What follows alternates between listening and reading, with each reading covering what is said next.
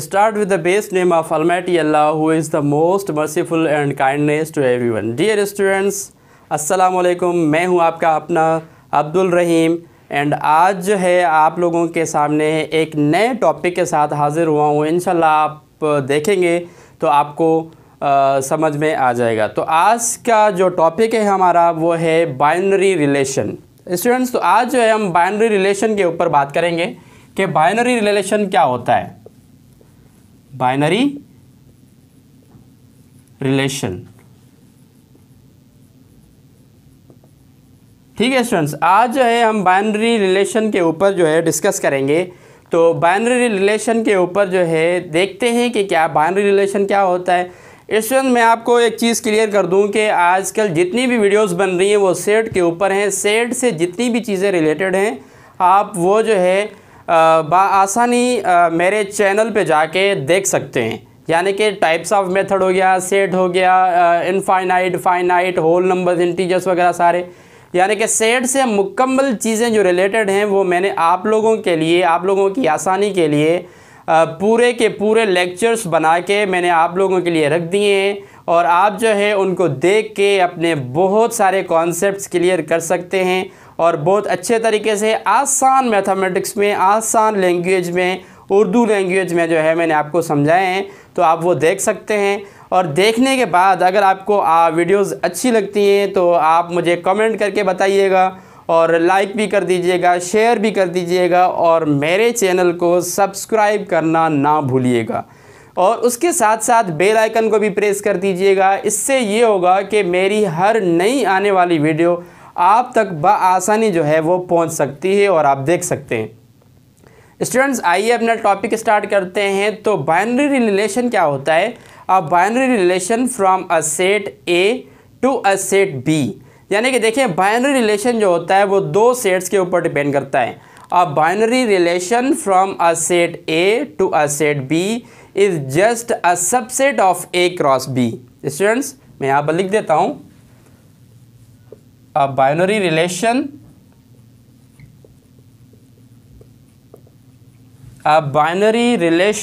from a set A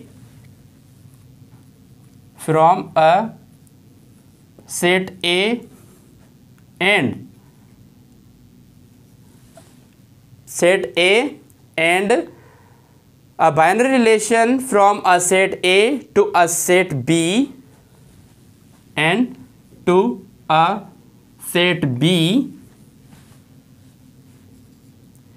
is just a subset of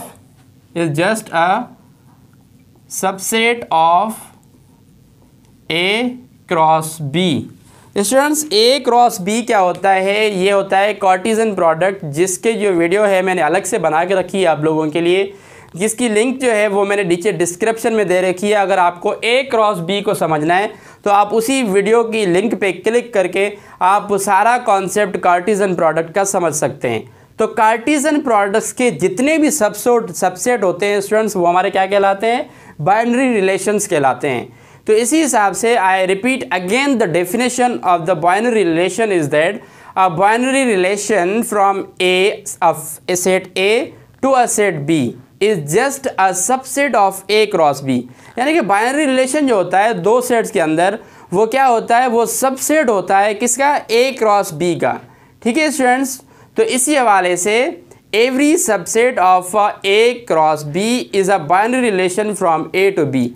यानी कि हर जो नंबर होता है, हर सबसेट जो होता है ए क्रॉस बी के अंदर, वो बाइनरी रिलेशन कहलाता है ए टू बी तक।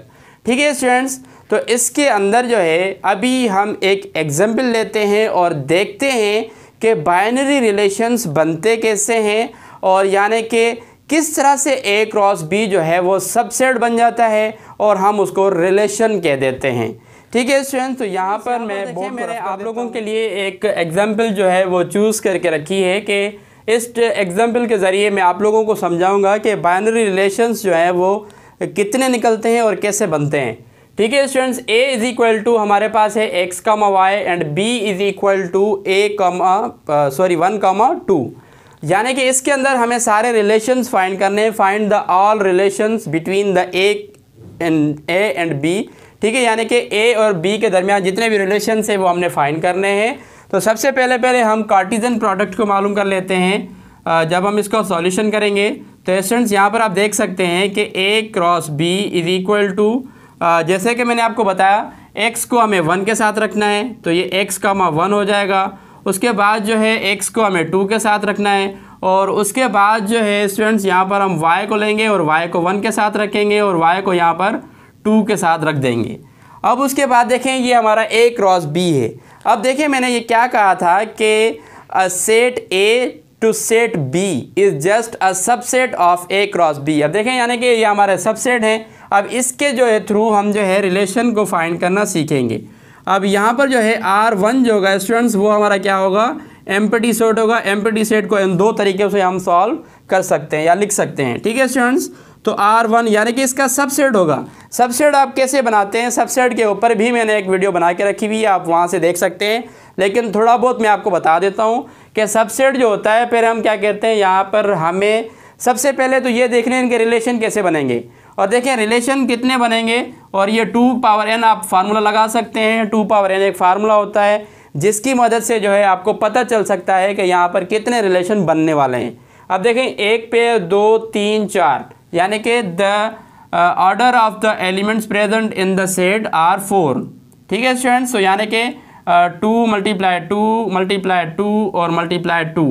तो स्टूडेंट्स ये आपके हो जाते हैं 2 2 4, 4 2 8, 8 2 16। तो देखें आपके 16 जो है रिलेशंस बनने वाले हैं और हम 1 बाय 1 करके निकालेंगे। अब देखते हैं कैसे बनता है।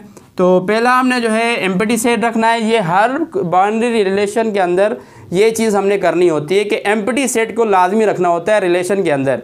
वैसे भी जब आप देखते हैं कि सबसेट जब आप बनाते हैं, सबसेट बनाते वक्त आप क्या करते हैं, सबसे पहले एम्प्टी सेट रखते हैं, उसके बाद 1 का सेट रखते हैं, उसके बाद पेयर का सेट रखते हैं। 1 बाय 1 आप आहिस्ता आहिस्ता आगे बढ़ते चले जाते हैं। तो यहाँ पर भी स्टूडेंट्स ऐसी कहानी है। अब देखें यहाँ पर आपने क्या करा, पहले जो है एम्प्टी सेट रखा, उसके बाद x, y का रखेंगे, x, 1 यहाँ पर ब्रैकेट क्लोज और क्या होगा R2। अब देखें यहाँ पर हमने पहले क्या करा, x माइनस यानी x, 1 को रखा, उसके बाद हम क्या करेंगे x, 2 को रखेंगे और यहाँ पर जो है ब्रैकेट क्लोज कर देंगे। और रिलेशन 3 जो हमारा बनेगा वो क्या बनेगा स्टूडेंट्स, यहाँ पर y, 1 का y, 1। इस तरह से जो है आप रिलेशंस बनाते चले जाएंगे जैसे आप लोग सबसेट बनाते हैं। तो उसके बाद R4 जो होगा आप लोगों का वो होगा y, 2, ठीक है स्टूडेंट्स। अब देखते हैं यहाँ पर आपने जितने भी सिंगल एलिमेंट्स रखने थे वो अब आपके पूरे हो चुके हैं। अब आप क्या करेंगे, 2 का पेयर लेंगे, यानी कि 2 के पेयर को आप साथ में रखेंगे तो वो जो होगा हमारा R5 हो जाएगा। R5 इज़ इक्वल टू, अब देखें सबसे पहले हम इन 2 को रख देते हैं यानी कि x, 1 और उसके बाद जो है x, 2 को साथ में रख देते हैं, ठीक है स्टूडेंट्स। फिर आप क्या करेंगे, x, 2 को रखेंगे यानी कि इस पेयर को इसके साथ रखेंगे, x, 1 को y, 1 के साथ रखेंगे, फिर अगेन x, 1 को y के साथ रखेंगे। यहाँ पर जो है यहाँ पर आप देख सकते हैं यानी कि R5 हमारे 5 रिलेशंस बन चुके हैं। उसके बाद R6 यानी कि छठा रिलेशन जो हमारा बनेगा वो हमारा क्या बनेगा स्टूडेंट्स, यहाँ पर देखें x, 1 और y, 1, ठीक है स्टूडेंट्स, ये हमारा छठा रिलेशन। उसके बाद जो है 7वां रिलेशन जो हमारा होगा x, 1 और x, 1 के साथ हम रख देंगे y, 2, ठीक है स्टूडेंट्स। अब देखिए यहाँ पर x, 1 को हम इग्नोर करेंगे, ख़त्म करेंगे और उसके बाद जो है R8 यानी कि 8वां रिलेशन जो हमारा बनेगा वो x, 2 को अब रखेंगे, x, 2 के साथ y, 1 रखेंगे। और स्टूडेंट्स यहाँ पर रिलेशन 9 जो हमारा होगा, रिलेशन 9 में x, 2 के साथ जो है हम क्या करेंगे, अब y, 1 और y, 2 को रख देंगे, ठीक है स्टूडेंट्स। यानी कि ये यहाँ पर 9वां और 10th रिलेशन जो होगा आपका होगा y, 1, ठीक है स्टूडेंट्स, y, 1 और यहाँ पर जो है y, 2 होगा। अब देखिए आपके 2 के पेयर्स कंप्लीट हो चुके हैं। अब देखते हैं यहाँ पर आप देख सकते हैं कि 10 रिलेशन आप लोगों के बन चुके हैं, लेकिन अभी भी हमारे पास जो टारगेट था वो 16 रिलेशन बनाने हैं, लेकिन हम जो है 10वें पे खड़े हुए हैं। तो कोई बात नहीं है, आगे चलते हैं। यानी कि देखते हैं कि 2 के पेयर, सबसे पहले हमने क्या करा, एम्प्टी सेट रखा। एम्प्टी सेट रखने के बाद हमने क्या किया ये एक पेयर रखा, फिर सिंगल सिंगल टर्म्स रखे, सिंगल के बाद हमने डबल डबल करके रखा, डबल के बाद अब जो बारी है वो ट्रिपल की बारी है। तो स्टूडेंट्स यहाँ पर देखें R11 यानी कि रिलेशन नंबर 11 जो होगा हमारे पास वो देखें यहाँ पर हम इन तीनों को रखेंगे, यानी कि यहाँ पर होगा x,1, ठीक है स्टूडेंट्स, और x,2 और दूसरा जो होगा हमारा y,1 होगा, ठीक है स्टूडेंट्स। ये तीन आपने रख दिए। उसके बाद आप क्या करेंगे, x,1 x,2 y,1 को छोड़ के y,2 को रख देंगे, यानी कि R12 जो होगा आप लोगों के पास x,1 और x,2 y,1 को छोड़ के y,2 रख देना है, ठीक है स्टूडेंट्स।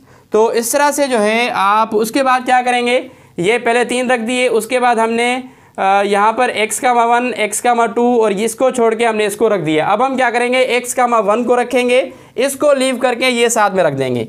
तो यानी कि यहाँ पर देखें आप लोग ये R12 था, अब जो है R13 हम लिखेंगे। R13 इज इक्वल टू, यहाँ पर देखें स्टूडेंट्स, ये x,1 ये है आपका x,1, उसके बाद x,2 को यहाँ से हमने लीव करना है। तो यहाँ पर बाकी क्या बचेगा स्टूडेंट्स, y,1 और उसके बाद y,2 को हम रखेंगे, ठीक है। ये देखें जितने भी स्टूडेंट्स ये सारी चीज़ मैं आप बना रहा हूँ, ये the relations of the two sets हैं, यानी कि दो सेट्स के अंदर बाइनरी रिलेशन कैसे होते हैं वही निकालना हम समझ रहे हैं। तो उसके बाद जो है स्टूडेंट्स R14 की तरफ चलते हैं और देखते हैं R14 में हमें क्या देखने को मिलता है। अब स्टूडेंट्स क्या करेंगे आप, सबसे पहले देखें हम 1 बाय 1 करके इग्नोर करते आ रहे थे। पहले हमने ये नहीं लिखा, फिर हमने ये नहीं लिखा, फिर ये नहीं लिखा, देखें यहाँ पर। उसके बाद हम क्या करेंगे, अब इसको नहीं लिखेंगे, यानी कि x,2 ये हम लिखेंगे, मेंशन करेंगे x,2 y,1 और y,2, ठीक है स्टूडेंट्स। देख सकते हैं आप। अब देखें 16 में जो है हमारा होगा क्या होगा, अब देखें ये 4 के हम पेयर रखेंगे। अब 4 के पेयर में क्या क्या होगा, यानी कि ये चारों एक साथ रख देंगे। तो यानी कि ये होगा x,1, ठीक है स्टूडेंट्स, और x,2